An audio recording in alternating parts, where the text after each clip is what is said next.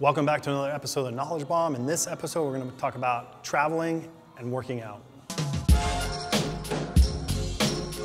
If you're anything like me, traveling takes a lot out of you, right? I'm usually dehydrated, I usually don't eat well, I'm in cramped seats, running around, my daily routine is pretty much messed up, right?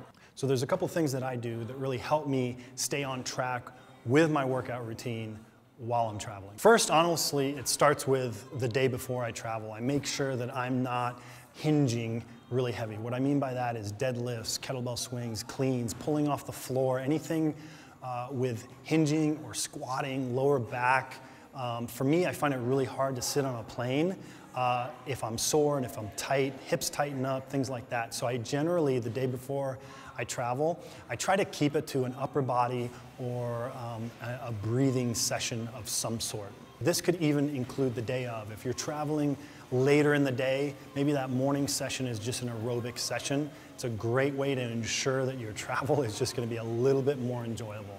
The second thing I consider is the day after or when I arrive. The day I arrive, I try to do something. I try to either get in a pool, go for a walk, or just move, right? I think blood circulation, movement is pretty important. Mobility can help, but I found just blood flow and movement is even better. So if you're going to a place, a hotel that has a pool, or a little hotel gym with a bike or an elliptical, just spend 15, 20 minutes the day you arrive and just move. So once I've considered the day after, when I'm traveling, the day before, and I get settled, I want to have already researched, and I already want to know where I'm working out, what equipment I might have. A lot of times we show up and it's just a hotel room that's available, right?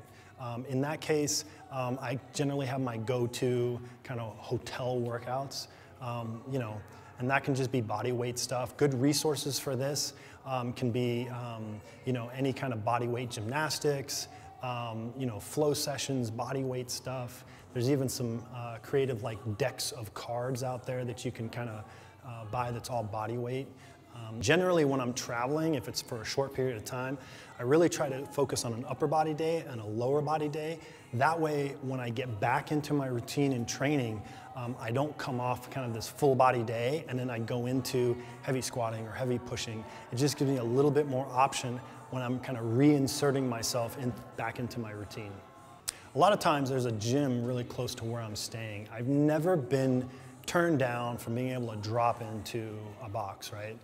I usually shoot them an email, tell them that I have a workout and that I'd like to utilize their open gym or a corner of their space, and 9 times out of 10, I'm welcomed with open arms.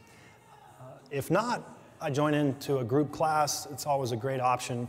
It kind of depends on if you have your own individual program or if you're following a program or if you're just coming from, let's say, your gym. Finally, some things to consider is motivation. And what I find is that I'm usually dehydrated, I usually don't eat well, I'm maybe a little sleep deprived, I'm stiff. And so making sure that I take care of those 4 things usually ensures that I have motivation to actually continue my routine, right? So making sure that I travel with water, extra food, that I'm getting up on the plane at least 2 or 3 times to walk a little bit, and also making sure that I pay attention to my sleep. This can be as simple as just choosing another time to fly instead of that red eye. A lot of times I'll spend that extra $50 to make sure that I'm getting solid sleep instead of interrupting my whole schedule to save 50 bucks on a red eye flight. So I hope these tips help. Next time you go travel, start implementing some of these, becoming aware and taking care of those little things and keeping that routine going.